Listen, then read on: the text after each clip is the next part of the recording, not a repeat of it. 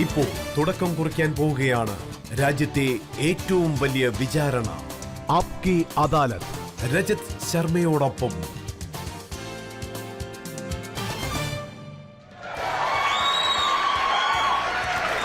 നമസ്കാരം.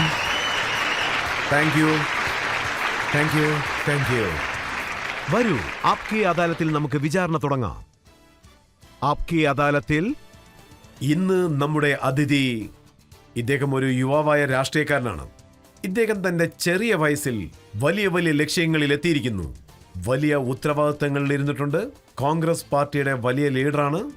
പറയേണ്ട കാര്യങ്ങൾ വളരെ വ്യക്തതയോട് പറയും, ധൈര്യമായിട്ട് പറയും. ധാരാളം വിവാദങ്ങൾ, ധാരാളം കോൺട്രവേഴ്സീസ് ഇദ്ദേഹത്തിന്റെ കാര്യത്തിൽ ഇടയ്ക്ക് സംഭവിക്കാറുണ്ട്. പ്ലീസ് വെൽക്കം കോൺഗ്രസ് നേതാവായ സച്ചിൻ പൈലറ്റ്.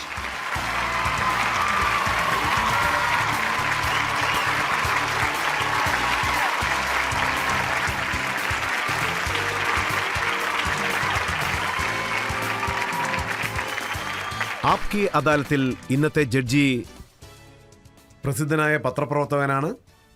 രാജസ്ഥാൻ രാഷ്ട്രീയം നന്നായി മനസ്സിലാക്കി വെച്ചിരിക്കുന്ന വ്യക്തിയാണ്. സച്ചിന് അദ്ദേഹത്തിനെ വളരെ നന്നായിട്ട് അറിയാം. Please welcome Sanjeev Srivastav.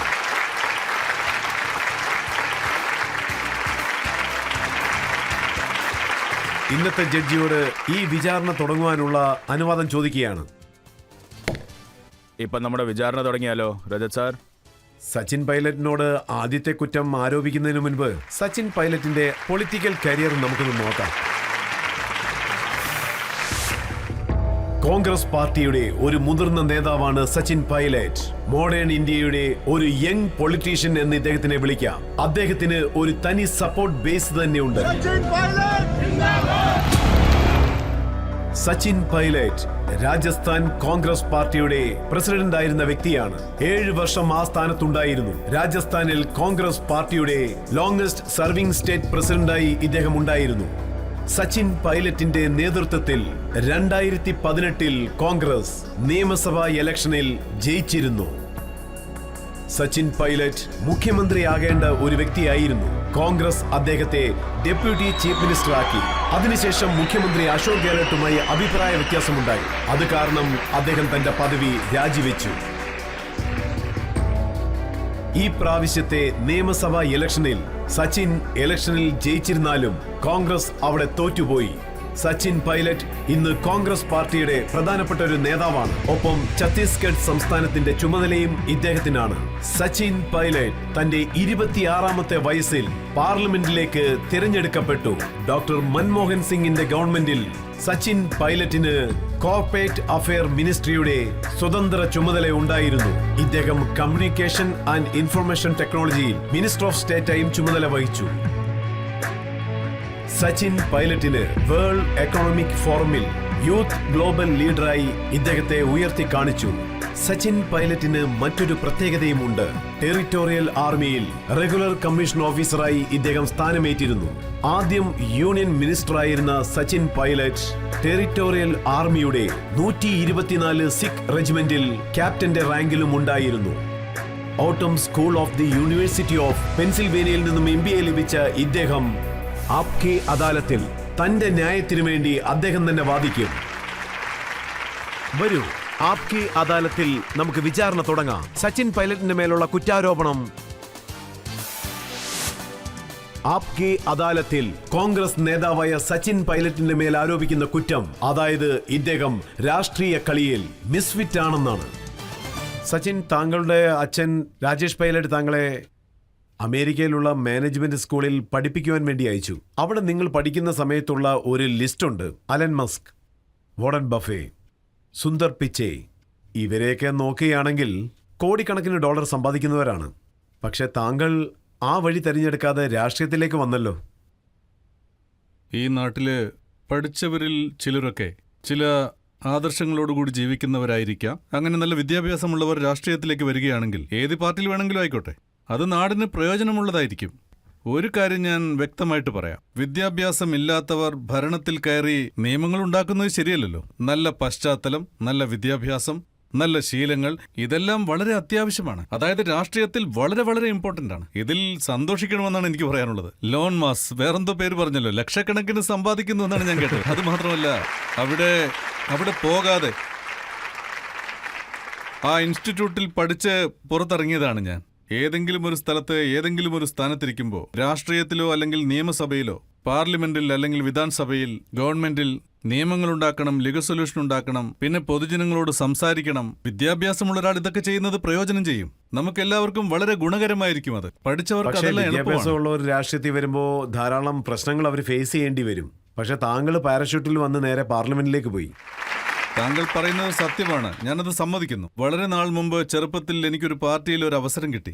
പക്ഷേ 25 ലക്ഷം പേർ വോട്ട് ചെയ്തിട്ടാണ് നമ്മളെ തിരഞ്ഞെടുക്കുന്നത്. അവരുടെ താല്പര്യങ്ങൾ നമ്മൾ സംരക്ഷിക്കണം. കാരണം വിദ്യാഭ്യാസമുള്ള ഒരാളെയാണ് അവർ തിരഞ്ഞെടുത്ത് അയച്ചിരിക്കുന്നത്.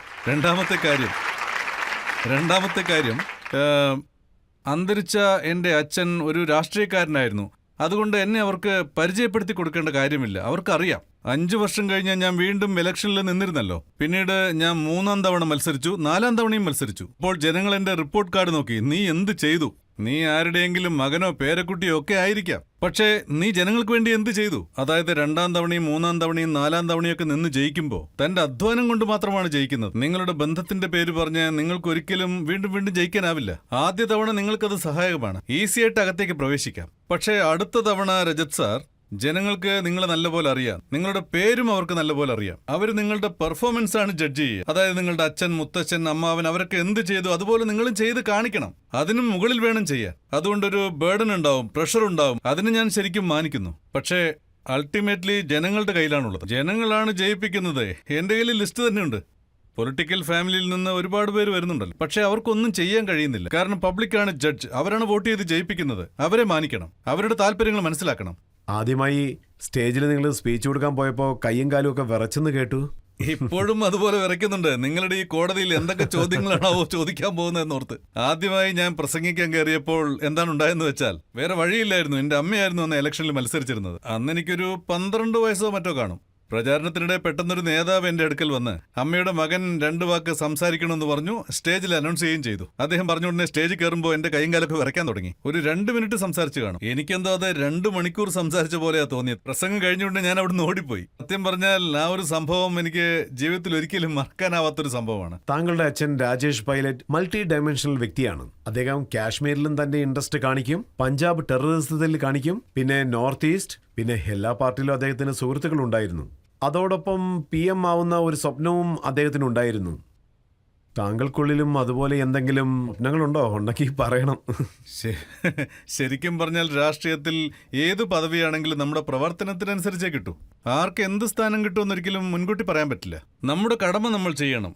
ഞാനിപ്പോൾ രാഷ്ട്രീയത്തിൽ വന്നിട്ട് 23-24 വർഷം കഴിഞ്ഞു. എനിക്ക് പ്രവർത്തിക്കുന്നത് വളരെ ഇഷ്ടമാണ്. പിന്നെ എനിക്ക് ജയിക്കണമെന്ന വാശിയും എപ്പോഴും ഉണ്ട്. എന്ത് ചെയ്യുകയാണെങ്കിലും എന്റെ മനസ്സ് പറയും അത് നേരായും കൃത്യതയോടെയും ചെയ്യണമെന്ന്, എന്നിട്ട് വിജയിക്കണമെന്ന്. എന്താണെങ്കിലും അതിൽ സുതാര്യത വേണം. ഒരു കാര്യം ചെയ്യാൻ വേണ്ടി നിങ്ങൾ വളരെ ആത്മാർത്ഥതയോടെ അധ്വാനിക്കുമ്പോൾ അതിന്റെ നേട്ടം ജനങ്ങൾക്കിടയിൽ കൂടുതൽ കാലം നിലനിൽക്കും. ഇപ്പോൾ എന്റെ അംബിഷൻ എന്താണെന്ന് വെച്ചാൽ, പാർട്ടിക്ക് വേണ്ടി പ്രവർത്തിക്കണം. വളരെ ആത്മാർത്ഥതയോടെ പ്രവർത്തിച്ചാൽ മാത്രമേ ഞങ്ങൾക്ക് വിജയിക്കാൻ കഴിയൂ. അതുകൊണ്ട് അതിലാണ് ഞാൻ കൂടുതൽ ഫോക്കസ് ചെയ്യുന്നത്. ശരിയാണ്, പാർട്ടിയിൽ ശരിക്കും കഷ്ടപ്പെടുന്ന ആൾക്കാരാണ് വേണ്ടത്. ആർക്കെങ്കിലും എന്തെങ്കിലും ചോദ്യങ്ങൾ ചോദിക്കണമെങ്കിൽ തീർച്ചയായിട്ടും ചോദിക്കാം. ശ്രീരാമന്റെ അമ്പലത്തിൽ ശ്രീരാമനെ പ്രതിഷ്ഠ ചെയ്തു. രാമനെ കാണാനായിട്ട് നിങ്ങൾ എപ്പോഴാണ് അയോധ്യയ്ക്ക് പോകുന്നേ? എപ്പോ തോന്നുന്നു അപ്പൊ തീർച്ചയായും പോകും. വേണമെങ്കിൽ പലതവണ പോകും. പക്ഷേ ഇവിടെ ഒരു കാര്യമുണ്ട്. ആ ക്ഷേത്രത്തിൽ പോകാൻ വേണ്ടി ആര് ക്ഷണിക്കുന്നതെന്ന് നോക്കി ഇരിക്കാൻ പാടില്ല. എപ്പോൾ പോകണം, എപ്പോൾ പോകരുത്, ഇത് മറ്റുള്ളവർ പറയാൻ പാടില്ല. കാരണം അതെന്റെ ധർമ്മമാണ്, അതെന്റെ പൂജയാണ്, അതെന്റെ അടയാളമാണ്, അതെന്റെ പേഴ്സണൽ കാര്യമാണ്. ഞാൻ എപ്പോൾ ഏത് ക്ഷേത്രത്തിൽ പോകണമെന്ന് ഞാൻ തീരുമാനിക്കും. ദൈവം വിളിച്ചാൽ തീർച്ചയായും ഞാൻ പോകും. പിന്നെ ഇതിൽ എനിക്കെന്താ തോന്നുന്നു വെച്ചാൽ, ഈ ചിന്തകളാണ് നമ്മുടെ മനസ്സിലുണ്ടാവേണ്ടത്. അതായത് ശ്രീരാമനില്ലാതെ പ്രകൃതിയെക്കുറിച്ച് സങ്കല്പിക്കാൻ കഴിയില്ല. അതുപോലെ തന്നെ ശ്രീരാമൻ ഒരു ക്ഷേത്രത്തിലോ ഒരു മന്ദിരത്തിലോ അല്ല ഉണ്ടാവുക.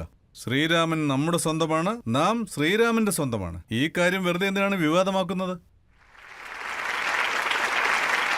പക്ഷേ സച്ചിൻ, നമ്മുടെ ഒരു ദിവസം ശ്രീരാമജപത്തിലാണ് തുടങ്ങുന്നത്. എനിക്ക് നന്നായിട്ട് ഓർമ്മയുണ്ട്. താങ്കളുടെ അച്ഛൻ ആരെ കണ്ടാലും രാം രാം എന്നാണ് ആദ്യം പറയാറ്. ഞാനും പറയാറുണ്ടല്ലോ. ആരെങ്കിലും ഞാൻ ചെന്ന് മീറ്റ് ചെയ്യുന്ന സമയത്ത് ആരെങ്കിലും ഗ്രാമത്തിലൊക്കെ കാണാനായി ചെല്ലുമ്പോൾ രാം രാം എന്ന് പറഞ്ഞാണ് ഒരാളെ നമ്മൾ അഭിസംബോധന ചെയ്യുന്നത്. ഗ്രാമങ്ങളിലൊക്കെ ഇപ്പോഴും ആ രീതി തന്നെയാണ്. എൻ്റെ കൂടെയുള്ള ഫ്രണ്ട്സൊക്കെ ചിലപ്പോൾ പറയാറുണ്ട്, ഈ കോൺഗ്രസ്സുകാർ ശരിക്കും ഈ മന്ത്രമൊന്നും ചൊല്ലുന്നില്ലെന്ന്. എന്നാൽ ഞാൻ പറയുന്നു, ഞാൻ രാം രാം എന്നാണ് പറയുന്നത്, ഈ മന്ത്രം തന്നെയാണ് ചൊല്ലുന്നത്. ദൈവത്തെ വിളിക്കുന്നത് നല്ലതല്ലേ? എത്ര തവണ വിളിക്കുന്നോ അത്രയും നന്മയുണ്ടാകും. അങ്ങനെയാണെങ്കിൽ Sonia Gandhi, Mallikarjuna Kharge, your party president, അവർക്കൊക്കെ ഇൻവിറ്റേഷൻ വന്നിട്ടും അവർ എന്തുകൊണ്ട് പോയില്ല? ഇതുപോലെ ഒരുപാട് പേരുണ്ട്, അവർക്കൊക്കെ ഇൻവിറ്റേഷൻ കിട്ടിയതുമാണ്. പക്ഷേ ഇതിലെ പ്രശ്നം എന്താന്ന് വെച്ചാൽ ആരാണത് കൊടുക്കുന്നത്, എന്തിനു കൊടുക്കുന്നു? അല്ല, ഇതെന്താ ശരിക്കും സർവകക്ഷി യോഗവും മറ്റോ ആണോ? ഇത് കോടതിയിൽ കാലങ്ങളോളം കേസ് നടന്ന് വലിയ വിവാദമായി, പ്രശ്നമായി. അതിനുശേഷമാണ് ഒരു വിധി വന്നിരിക്കുന്നത്. ആ വിധി എല്ലാവരും തന്നെ അംഗീകരിക്കുകയുണ്ടായി. അതുമാത്രമല്ല, ആ സ്ഥലത്ത് ശ്രീരാമക്ഷേത്രം വരണമെന്ന് എല്ലാവരും ആഗ്രഹിക്കുകയും ചെയ്തു. പക്ഷേ ക്ഷേത്രത്തിലേക്ക് ആരെപ്പോൾ വരണമെന്ന് ചിലർ തീരുമാനിക്കുന്നതുകൊണ്ട് പ്രത്യേകിച്ചൊന്നും നടക്കാൻ പോകുന്നില്ല. ഇപ്പോ ശങ്കരാചാര്യർ ആ ക്ഷേത്രത്തിലെ ഫംഗ്ഷന് ചെന്നില്ലല്ലോ, അതിന് വേറെ കാരണമുണ്ട്.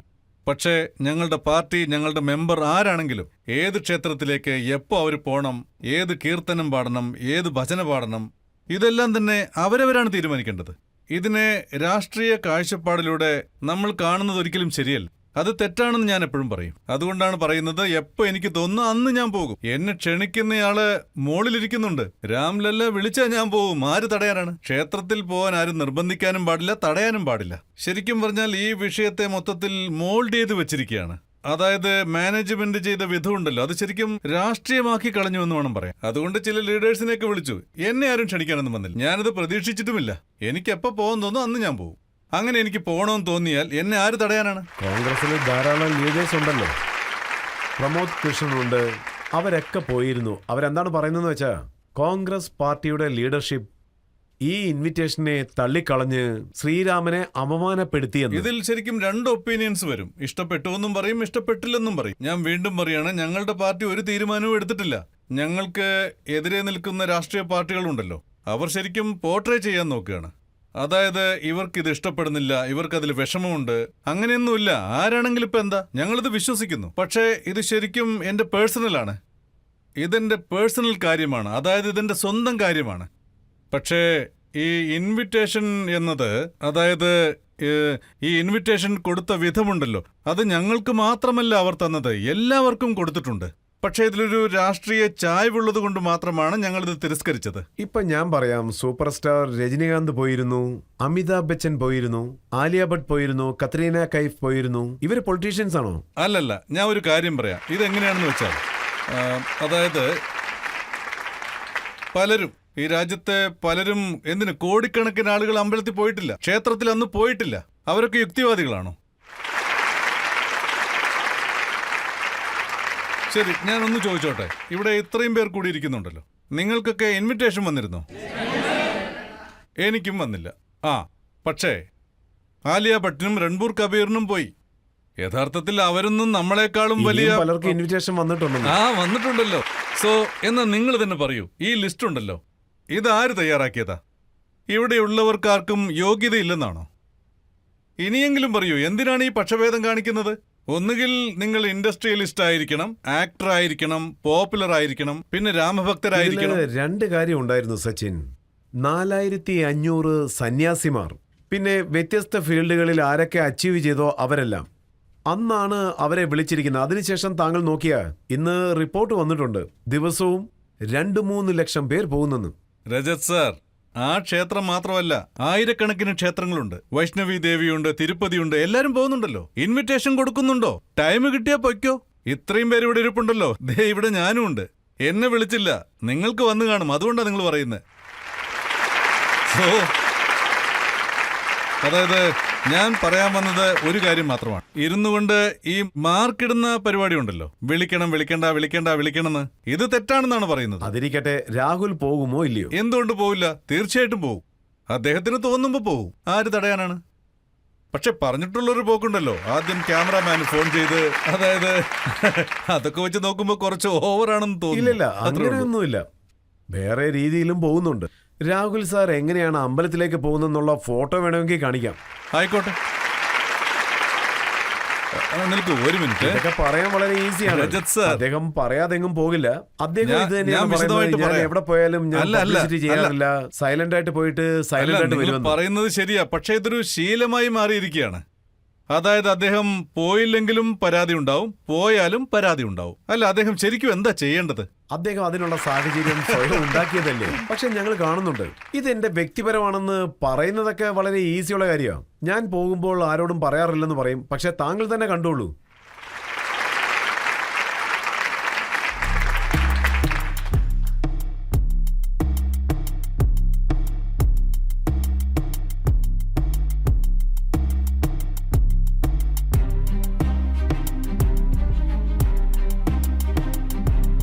അദ്ദേഹം ഷോ കാണിക്കുകയാണെന്ന് ഞാൻ പറയില്ല, അതുപോലെ തോന്നുന്നു. അല്ല, ഈ ഫോട്ടോസ് എന്താ കാണാൻ ഭംഗിയില്ലേ? വളരെ നന്നായിട്ടുണ്ട്. അപ്പൊ പിന്നെ ഇത് നല്ല കാര്യമല്ലേ? പിന്നെ ഇതിനെന്തിനാ കുറ്റം പറയുന്നത്? പക്ഷേ രാഷ്ട്രീയത്തിന്റെ കണ്ണിലൂടെ നോക്കുമ്പോൾ ഗാന്ധിജി ഈ രാജ്യത്തെ ഒരു ദേശീയ നേതാവായിരുന്നു. അദ്ദേഹത്തിന്റെ എല്ലാ ഫംഗ്ഷനും രഘുപതി രാഘവ രാജാറാം എന്നാണ് തുടങ്ങുന്നത്. അദ്ദേഹം റാം റാം എന്നാണ് പറയുന്നത്. അദ്ദേഹത്തിന്റെ അവസാന വാക്കും ഹേറാം എന്നായിരുന്നു. മഹാത്മാഗാന്ധിയെക്കുറിച്ച് നിങ്ങൾ പറഞ്ഞു. നിങ്ങൾ പറഞ്ഞത് വളരെ ശരിയാണ്. അദ്ദേഹത്തിന്റെ ഏത് പരിപാടിയാണെങ്കിലും രഘുപതി രാഘവ രാജാറാം എന്നാണ് തുടങ്ങുന്നത്. ശരിക്കും പറഞ്ഞു വന്നാൽ അദ്ദേഹത്തെപ്പോലൊരു മഹാൻ ഈ ലോകത്ത് എവിടെയും ഉണ്ടാകില്ല. ഈശ്വര അല്ലാ തേരാ നാം. മനോഹരമായിട്ട് പറഞ്ഞു. അത് നിങ്ങൾ എഡിറ്റ് ചെയ്യുന്നു. അത് നിങ്ങൾ പറയാൻ ആഗ്രഹിക്കുന്നില്ല. ഇതിനെന്താണ് കാരണം? ഇപ്പോഴത്തെ സിറ്റുവേഷനുമായി അത് യോജിക്കുന്നില്ല. പക്ഷേ ഈ നാട് എല്ലാവർക്കും സ്വന്തമാണ്. ജനങ്ങളും അത് മനസ്സിലാക്കണം. ഇവിടെ മതഭേദങ്ങൾ ഒന്നും തന്നെ ഇല്ല. പറഞ്ഞു വന്നാൽ നമ്മുടെ നാട്ടിൽ ഒരുപാട് ഡിവിഷൻസ് ഇപ്പോൾ രൂപപ്പെട്ടിട്ടുണ്ട്. പാവപ്പെട്ടവൻ, പണക്കാരൻ, സിറ്റി, വില്ലേജ്. അതുകൊണ്ട് ഞാൻ പറഞ്ഞു വരുന്നത്, നമ്മളെല്ലാവരും ഇൻക്ലൂഡിംഗ് ഇവരെ പോലെയുള്ള പത്രപ്രവർത്തകർ എല്ലാവരും ചേർന്ന് പരിശ്രമിക്കണം. നമ്മുടെ നാട്ടിലെ എല്ലാ വിഭാഗം ജനങ്ങളെയും ഒരുമിപ്പിക്കാൻ വേണ്ടി നമ്മൾ മുൻകൈ എടുക്കണം. നമ്മളെല്ലാവരും നമ്മളെ തമ്മിൽ വേർപിരിക്കുന്നവരെ നമ്മുടെ ഉള്ളിൽ, അതായത് നമ്മുടെ നാടിനുള്ളിൽ ജാതി, മതം, വേദങ്ങൾ, ഭാഷകൾ, ലിവിംഗ് സ്റ്റൈൽ, ആഹാരം എല്ലാം വ്യത്യസ്തമായിട്ടാണുള്ളത്. എല്ലാം വെവ്വേറെയാണ്. ഈ തീയിൽ എണ്ണയൊഴിച്ചാൽ അത് കത്തി ആളിപ്പടരും. ഇവരെയെല്ലാം ഒരുമിച്ച് ചേർക്കുന്ന ലീഡേഴ്സ് വരണം, നല്ല പത്രക്കാർ വരണം. ഇവരെല്ലാം ഒറ്റക്കെട്ടായി നിന്ന് ഒരുമിച്ച് ചേർക്കണം. അതോടൊപ്പം നമ്മുടെ നാടിന്റെ ഏറ്റവും വലിയ ശക്തി നമ്മുടെ അടുത്ത് വെവ്വേറെ ഭാഷകളുണ്ടെന്നുള്ളതാണ്. വെവ്വേറെ രീതികളുമുണ്ട്. എന്നാലും നമ്മളെല്ലാവരും ഇന്ത്യക്കാരാണ്. ഇത് നമ്മുടെ രാജ്യമാണ്. ആർക്കെങ്കിലും ഒരാൾക്ക് തോന്നിയാൽ പോലും, അതായത് എന്നെ വേറെ കാണുന്നു, എന്റെ ജാതി നോക്കുന്നു, എന്നെ അകറ്റി നിർത്തുന്നു, ഒഴിവാക്കുന്നു, അതൊക്കെ ഇല്ലായ്മ ചെയ്യേണ്ടത് നമ്മുടെ ഉത്തരവാദിത്വമാണ്. ഇതൊരു പാർട്ടിയോ നേതാവോ മാത്രം ചെയ്യേണ്ട കാര്യമല്ല. ഇതെല്ലാം നമ്മൾ ഒറ്റക്കെട്ടായി നിന്നാൽ മാത്രമേ നടക്കൂ. നമ്മുടെ നാട് മുന്നേറൂ. ഒരു ദിവസം നമ്പർ 1 ആയി തല ഉയർത്തു. നമ്മൾ തന്നെ ഒരു സെക്ഷൻ ഉണ്ടാക്കി നീ മുന്നിപ്പോ, നീ പുറകെ നിൽക്കെന്ന് പറഞ്ഞാൽ അങ്ങനെ പറയരുത്. നമ്മുടേതൊരു മഹാരാജ്യമാണ്. ഇവിടെ പുതിയ പാർട്ടികൾ വരും, പോകും, എല്ലാം ചെയ്യും. പ്രശ്നങ്ങളും ഉണ്ടായിക്കൊണ്ടിരിക്കും. പക്ഷേ ഈ രാജ്യവും ഇവിടുത്തെ ജനങ്ങളും എപ്പോഴും ഒരുമിച്ച് നിൽക്കണം. അതെപ്പോഴും നമ്മുടെ മനസ്സിലുണ്ടായിരിക്കും. താങ്കളുടെ പാർട്ടിയിൽ നിറയെ ലീഡേഴ്സ് ഇല്ലേ? പക്ഷെ അവരിങ്ങനെയുള്ള കാര്യങ്ങൾ അംഗീകരിക്കുന്നില്ലല്ലോ. ആദ്യത്തെ കംപ്ലൈന്റ് അശോക് ഗെഹ്ലോട്ടാണ് പറഞ്ഞത്. രാജസ്ഥാനിൽ നിന്ന് കല്ല് ഞങ്ങൾ അയച്ചിരുന്നു, ഞങ്ങളുടെ ഗവൺമെന്റ് അമ്പലത്തിനു വേണ്ടി കോൺട്രിബ്യൂട്ട് ചെയ്തിരുന്നു, എന്തുകൊണ്ട് ഞങ്ങൾക്ക് പ്രാധാന്യം നൽകിയില്ല? അതെ, ഞാനിപ്പോ പറഞ്ഞതല്ലയോ, ഇൻവിറ്റേഷൻ വന്നില്ലെന്ന് പറഞ്ഞാൽ വന്നില്ല. അവരിത് കുറവായിട്ട് പറയുന്നു. പക്ഷേ ഇതിലെ സത്യം എന്താണെന്ന് വെച്ചാൽ, രാജസ്ഥാനിൽ നിന്ന് കല്ലുകൾ അങ്ങോട്ട് കൊണ്ടുപോയിട്ടുണ്ടെങ്കിൽ അവർ പറയുന്നതെല്ലാം ശരിയാണല്ലോ. അവർ നുണയൊന്നും പറഞ്ഞില്ലല്ലോ. ആരെങ്കിലും എന്തെങ്കിലും ഡൊണേഷൻ കൊടുത്തിട്ടുണ്ടെങ്കിൽ, അതോടൊപ്പം രാമക്ഷേത്രം നിർമ്മിക്കാൻ വേണ്ടി ആരെങ്കിലും ഡൊണേഷനോ മറ്റോ കൊടുത്തിട്ടുണ്ടെങ്കിൽ, കോൺട്രിബ്യൂഷൻ ചെയ്തിട്ടുണ്ടെങ്കിൽ, അതൊക്കെ റെക്കോർഡ്സിലുണ്ടാവും. ആ പ്രശ്നമൊന്നുമില്ല. മറ്റൊരു ലീഡറും ഉണ്ട്, ആചാര്യ പ്രമോദ് കൃഷ്ണ. അദ്ദേഹം പറയുന്നു, ഞങ്ങളുടെ പാർട്ടിയുടെ ലീഡേഴ്സ് വിക്രമാദിത്യൻ വേതാളം കഥയാണ് പറഞ്ഞുകൊണ്ടിരിക്കുന്നതെന്ന്. അതായത് വിക്രമാദിത്യന്റെ തോളിൽ വേതാളം തൂങ്ങിക്കിടക്കുന്നില്ലേ, ആ വേതാളമാണ് പോകാൻ സമ്മതിക്കാതെ തടയുന്നത്. അല്ല, നോക്കൂ, പാർട്ടിയിൽ ഒരുപാട് ലീഡേഴ്സ് ഉണ്ട്. എല്ലാവരും കൊടുക്കുന്ന സ്റ്റേറ്റ്മെന്റ്സിനൊന്നും എനിക്ക് മറുപടി പറയാൻ പറ്റില്ല. ഞാൻ പറയുന്നത് എന്താന്ന് വെച്ചാൽ, നമ്മളെല്ലാവരും തന്നെ ഈ ഒരു നല്ല ദിവസത്തിൽ ഇവിടെ ഒരു നല്ല കാര്യം നടന്നിരിക്കുന്നു. ഞാൻ വീണ്ടും പറയാണ്, വേറെ ഒരു പാർട്ടിക്കും ഇത് ചെയ്യാൻ കഴിയില്ല. അതായത് കോടതിയുടെ അനുമതി അനുസരിച്ചാണ് ഇത് ചെയ്യുന്നത്. എല്ലാവരും ഒരുമയോടെയാണ് നിൽക്കുന്നത്. ഏത് പാർട്ടിയാണോ ഇതിനുവേണ്ടി പ്രയത്നിച്ചത്? കോടതിയിൽ ഒരുപാട് വാദപ്രതിവാദങ്ങൾ നടന്നു. അവിടെ നടന്ന ആരോഗ്യപരമായ വാദപ്രതിവാദങ്ങൾക്കൊടുവിലെടുത്ത തീരുമാനമാണിത്. അതുകൊണ്ടൊരു നല്ല കാര്യം നടക്കുമ്പോൾ എല്ലാവരും അതിൽ പങ്കുചേരുന്നത് നല്ലത് തന്നെയാണ്. നമ്മുടെ കടമയാണ്. വോട്ട് ബാങ്കായി മാറ്റാൻ പാടില്ല. അങ്ങനെയാണെങ്കിൽ ലക്ഷ്യം നേരായതായിരിക്കും. എന്താണ് പറഞ്ഞു വരുന്നത്? ഇതുകൊണ്ട് BJPക്ക് വോട്ട് കിട്ടുമോ? വോട്ട് കിട്ടുന്നത് അവിടെ ഇരിക്കട്ടെ, വോട്ട് നേടാൻ വേണ്ടി ശ്രമിക്കുന്നുണ്ടല്ലോ. വോട്ട് ചെയ്യണോ വേണ്ടയോ എന്ന് ജനങ്ങൾ തീരുമാനിക്കും. പക്ഷേ ഇവർ ശ്രമിക്കുന്നുണ്ട്. ചിലർ എന്താണ് പറയുന്നത് വെച്ചാൽ, ഈ അമ്പലം ശാസ്ത്രം അനുസരിച്ചല്ല കെട്ടിയതെന്ന്, പൂർണ്ണതയില്ലാതെയാണ് കെട്ടിയിരിക്കുന്നതെന്ന്. ഈ അമ്പലത്തിനുള്ളിൽ ആരും പോകില്ല, ഈ അമ്പലം ശരിയല്ല. അവരെ ആരും ഒന്നും പറയുന്നില്ലല്ലോ. താങ്കൾ അവർക്കും മനസ്സിലാക്കി കൊടുക്ക്. ഞങ്ങളുടെ പാർട്ടിയിൽ ആർക്ക് വേണമെങ്കിലും അഭിപ്രായം പറയാൻ കഴിയും. അത് ചില സമയത്ത് ജനങ്ങൾ തെറ്റിദ്ധരിക്കുകയാണ് ചെയ്യുന്നത്. ചില സമയങ്ങളിൽ അവർ ഇങ്ങനെയൊക്കെ പറയുന്നു.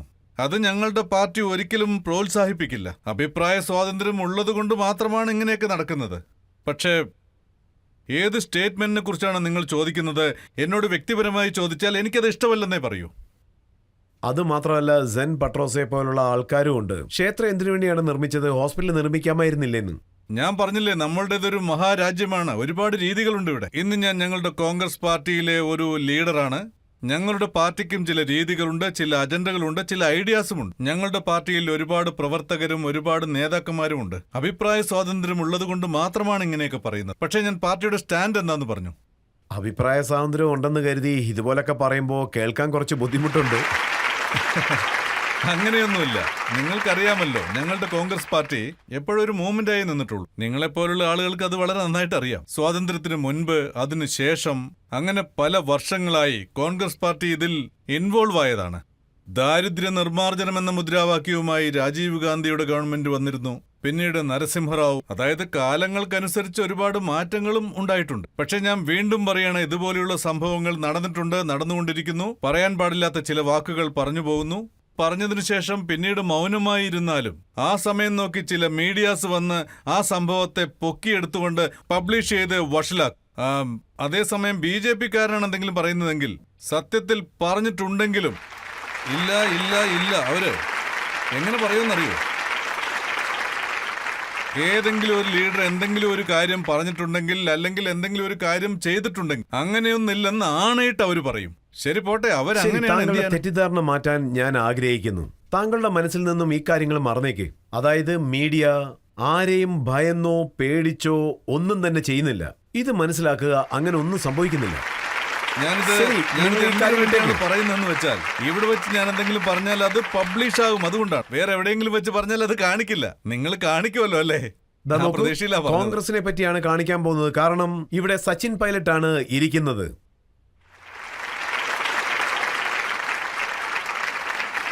കോൺഗ്രസ് പാർട്ടിയെ കുറിച്ചാണ് ഞാൻ സംസാരിക്കാൻ ഉദ്ദേശിക്കുന്നത്. ഇന്ന് കോൺഗ്രസ് പാർട്ടിക്കകത്ത് തന്നെ കുറേ പ്രശ്നങ്ങളുണ്ട്. അവരല്ലേ ബാബരി മസ്ജിദിന്റെ പൂട്ട് തുറന്നത്, അതും അവർക്ക് ക്രെഡിറ്റ് കിട്ടാൻ വേണ്ടി. പക്ഷെ ഇന്ന് അത് BJP-ക്കാണ് കിട്ടിയിരിക്കുന്നത്. അതെന്തുകൊണ്ടാ? അത് ഇതിന് ഒരു വലിയ ചരിത്രം തന്നെയുണ്ട്. അതിനുശേഷം പല സംഭവങ്ങളും നടന്നു. കോടതി വിധി വന്നു. ഇപ്പോ നിങ്ങള് ഈ ക്രെഡിറ്റിന്റെ കാര്യം പറഞ്ഞില്ലേ, അതില് ഒന്നും ചെയ്യാൻ കഴിയില്ല. എനിക്ക് പറയാനുള്ളത്, നമ്മൾ ഈ കാര്യങ്ങളെല്ലാം മറക്കണം. വിവാദങ്ങൾ അവസാനിപ്പിക്കണം. ഹിന്ദു മുസ്ലിം ഇതിനെക്കുറിച്ച് കൂടുതൽ സംസാരിക്കാൻ പാടില്ല. കാരണം ഇത് കോടതി വിധിയാണ്. ക്ഷേത്രവും നിർമ്മിച്ചു കഴിഞ്ഞു. എല്ലാവർക്കും ഭക്തിയുണ്ട്. അതുകൊണ്ട് നമ്മളിത് മനസ്സുകൊണ്ട് അംഗീകരിച്ച് മുന്നോട്ട് പോയേ പറ്റൂ. അന്നത്തെ കാലത്ത് ആരെന്ത് ചെയ്തു എന്ത് ചെയ്തില്ല എന്നും പറഞ്ഞ് വെറുതെ സംസാരിച്ചിട്ട് ഒരു കാര്യമില്ല. ഇതൊന്നും കാര്യമാക്കാതെ മുന്നോട്ട് പറയുന്നത് വെച്ചാൽ, കോൺഗ്രസിലുള്ള വലിയ വലിയ ലീഡേഴ്സ്, അതായത് ഉദാഹരണത്തിന് കമൽനാഥ് ഉണ്ട്, ദിഗ് വിജയ് സിംഗ് ഉണ്ട്, ഇവരെല്ലാവരും എപ്പോഴും പറയാറുണ്ട്, പൂട്ട് ഞങ്ങളാണ് തുറന്നത്, കോൺഗ്രസിന്റെ പീരീഡിലാണ് പ്രക്ഷോഭങ്ങൾ നടന്നത്. പക്ഷെ ക്രെഡിറ്റ് ഒക്കെ BJP-ക്ക് പോകുന്നു. അല്ല, അങ്ങനെയൊന്നുമില്ല. ഇടയ്ക്ക് ചില കാര്യങ്ങളൊക്കെ സംഭവിച്ചിട്ടുണ്ട്. അതിനു മുമ്പും പലതും നടന്നിട്ടുണ്ട്. ഇപ്പൊ അതൊന്നും സംസാരിക്കണ്ട. ഞാൻ എന്താ പറയുന്നെന്ന് വെച്ചാൽ, ആരാണെങ്കിലും ഇപ്പോ അടുത്ത സ്റ്റെപ്പ് എന്താണോ അതിലേക്ക് പോകണം. നാടിന്റെ മുന്നേറ്റത്തിൽ ശ്രദ്ധയൂന്നണം. ആരെന്തൊക്കെ ചെയ്തു ചെയ്തില്ല എന്ന് നമ്മൾ ചിന്തിക്കാൻ തുടങ്ങിയാൽ നമ്മൾ പുറകോട്ട് പോകും. മുന്നോട്ട് പോകാൻ കഴിയില്ല.